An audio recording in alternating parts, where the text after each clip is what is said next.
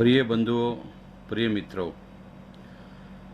आज जो हमने एक विचार लिया वो लिया कि सत सदाचार सदाचार सदाचार सदाचार एक समय की बात है कि पुराने समय में एक एक जंगल में एक महात्मा जी रहते थे। तो महात्मा जी के पास में आसपास के गांव के लोग आते थे और वो प्रवचन करते थे, सत्संग करते थे। एक दिन महात्मा जी विश्राम के लिए कुटिया में जा रहे थे। तब वो एक भगत दौड़कर पीछे गया और कहा, महाराज जी प्रणाम, नमो नारायण, सीताराम, दंडोत, मत्था टेको। तो बोले, अच्छा बताओ क्या बात है। बोले, महाराज इतना दिन से प्रवचन सुनता हूँ, सत्संग सुनता हूँ, उसका कोई फर्क तो पड़ता नहीं है, कुछ असर तो होता नहीं जीवन में, क्या करें महाराज। तो बोले, बेटा ऐसा कर, ये टोकरी लेके जा और इसमें पानी भर के कल लेके आना। अब वो व्यक्ति गया और बोले, भाई महाराज जी ने कहा तो क्या पता, हो सकता है कि पहले ज़माने में महात्मा के ऊपर कभी विश्वास करते थे लोग। तो उसने कहा कि ठीक है महाराज। वो टोकरी लेके ऐसा गया, पानी के अंदर डबक डबक डबक। तो सुबह शाम हो गई तो टोकरी जो है वो एकदम पहले मैली थी, गंदी थी, साफ भी हो गई और धीरे धीरे वो फूल गई तो कुछ कट्टे होने लगी।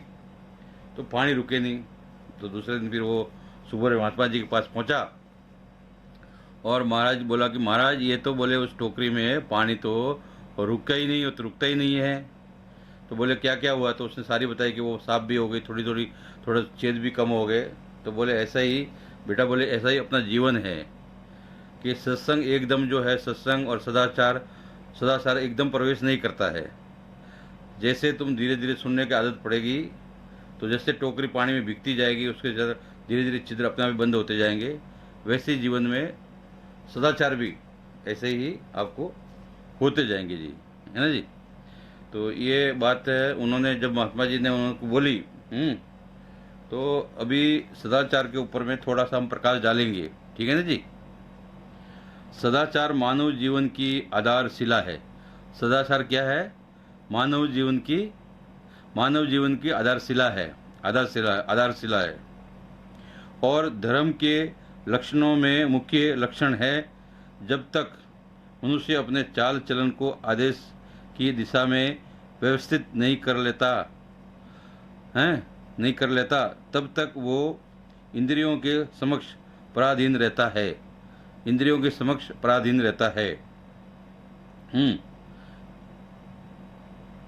वो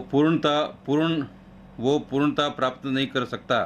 तन और मन की पवित्रता ही स्त्री और पुरुष का सर्वप्रथम धर्म है और आचरण की पवित्रता का ही दूसरा नाम सदाचार है। मनुष्य सद्विचारों से अंतःकरण मतलब हृदय को बोलते। अंतःकरण को हृदय के अंदर प्रवेश, अंतःकरण को पूर्णता शुद्ध रखे ताकि व्यवहारिक पवित्रता बनी रहे। व्यवहारिक पवित्रता बनी रहे। हाँ, सदाचार भारतीय संस्कृति की आत्मा है। सदाचार भारतीय संस्कृति की आत्मा है। विश्व में हमारी सर्वप्रिय मान्यता का ही कारण भी सदाचार ही है। सदाचार मनुष्य का अनमोल धन है। संसार के समस्त धर्मों का उद्देश्य मनुष्य को सदाचार की शिक्षा देना है। हर उपाय से मनुष्य को सदाचार पर स्थित रहना चाहिए।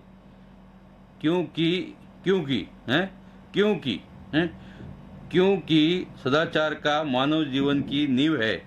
सदाचार मानव जीवन की नींव है। बिना नींव का मकान बहुत दिन तक टिक नहीं सकता। दीर्घ वो जो है वो बहुत दिन तक टिक नहीं सकता, टिक नहीं सकता। अतः नींव का मजबूत होना परम आवश्यक है। सदाचार सदाचार व्यक्ति ही सदाचार व्यक्ति ही जीवन, परिवार, समाज और राष्ट्र को सुंदर और बनाता है, मजबूत बनाता है। सदाचार व्यक्ति के देह में नारायण निवास करता है। सदाचार व्यक्ति के देह में, शरीर में नारायण निवास करता है। सदाचार स्वर्ग और मोक्ष के दरवाजे की चाबी है। इसीलिए हमें सभी को एक तरह से वो सदाचारी बनना है। जब तक हम सदाचारी नहीं बनेंगे तब तक हमारे जीवन में कुछ भी परिवर्तन नहीं आ सकता। जी जी। जो सदाचार के पालन से अत्यंत निर्मल हो गए हैं तथा सत्य और क्षमा के द्वार जिसमें अतुल्य शीतलता आ गई है, ऐसे ज्ञानी रूपी जल में निरंतर स्नान करने वाले पुरुष को केवल पानी भर से हुए तीर्थ का क्या आवश्यकता है। वेद व्यास जी, महाभारत। वेद व्यास, कल गुरु पूर्णिमा है, वेद व्यास जी का दिन है, गुरु का धन्यवाद करने का दिन है, हमारे सब गुरुओं को पूजन का दिन है, जिससे भी हम कुछ सीखा है उससे कुछ धन्यवाद करने का दिन है। तो वेद व्यास जी की ये वाणी है। एक बार फिर मैं आपसे नम्र निवेदन करता हूँ बंधुओं कि वेद व्यास जी ने क्या कहा। वेद व्यास जी का जन्मदिन भी है कल, और वेद व्यास जी की जो आषाढ़ पूर्णिमा है वो वेद व्यास जी पूर्णिमा भी बोलते हैं और व्यास पूर्णिमा भी बोलते हैं और गुरु पूर्णिमा भी बोलते हैं। जो सदाचार के पालन से अत्यंत निर्मल हो गया है तथा सत्य और क्षमा के द्वार जिसमें अतुल्य शीतलता आ गई है, मतलब जिसने जीवन में पूर्ण शांति प्राप्त कर ली है, जो सब कुछ जो अंतःकरण को शुद्ध कर चुका है, जो इसमें उसके मन में किसी प्रकार किसी के प्रति कोई मलिनता नहीं और पूर्ण रूप से जो पवित्र हो चुका है, वो सदाचारी है। ये वेद व्यास जी कहते हैं। सदाचार का उल्लंघन करने वाला कोई कल्याण नहीं हो पा सकता, कोई कल्याण पा नहीं सकता। विष्णु पुराण। सदाचार का जो है पालन न करने वाला व्यक्ति का कल्याण कभी नहीं हो सकता। ये विष्णु पुराण में लिखा गया, विष्णु पुराण कह रहा है।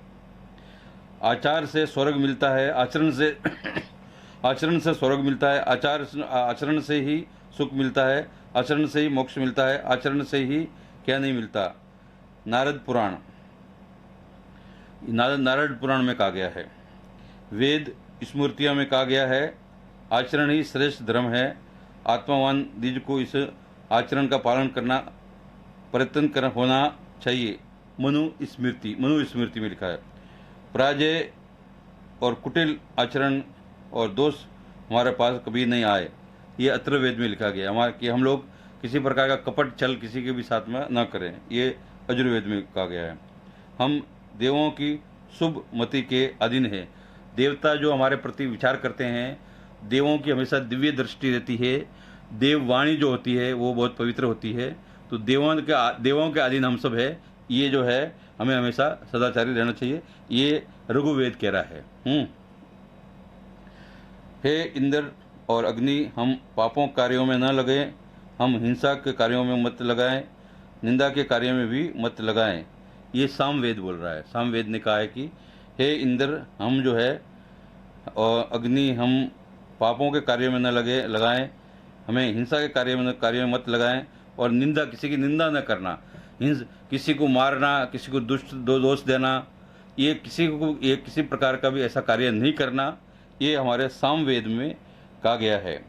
मानव जीवन में धर्म एवं सदाचार ऐसा है जिन पर चलते हुए सुख शांति साथ में सर्व जीने की, दूसरों को जीने देने की प्रक्रिया संपन्न हो सकती है। श्री राम शर्मा आचार्य जी ने ये कहा है। प्रिय बंधुओं, प्रिय मित्रों, आप सभी विद्वान हैं, आप सब जानकार हैं, आप जानते हैं, आप सब समझते हैं। कल जो है गुरु पूर्णिमा है, गुरु का दिन है।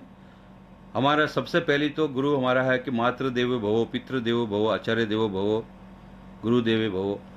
सबसे पहले जो हमारे गुरु है वो हमारी माँ है, जिसने हमें जन्म दिया।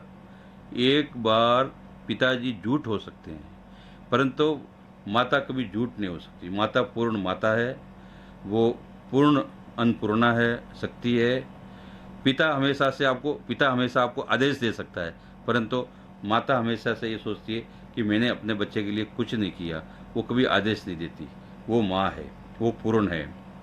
तो प्रिय बंधुओं, आप, पहला गुरु माँ है, दूसरा गुरु पिता है। पिता आपको कमाता है, आपको अच्छे शिक्षा देता है, अच्छे रास्ते पर चलने को कहता है। उसके बाद हमारा शिक्षक आता है, जो हमें पढ़ाया है, लिखाया है, वो हमारा गुरु है। इसके बाद जो है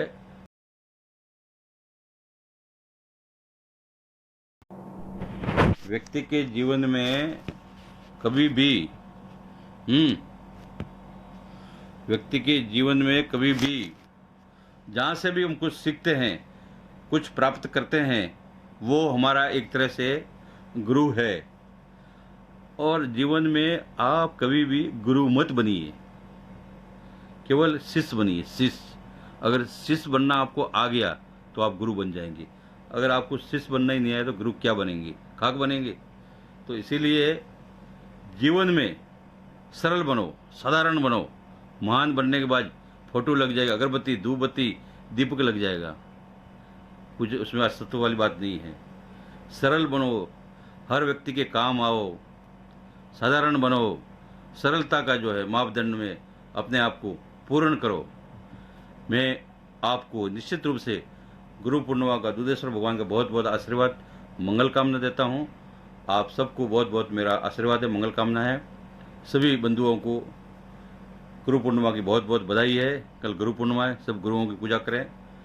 भगवान दुधेश्वर की जय हो। श्रावण महीना भी शुरू होने वाला है, शिव जी का भक्ति करें, भाव करें, आप सबका कल्याण होगा। हर हर महादेव, हर हर महादेव।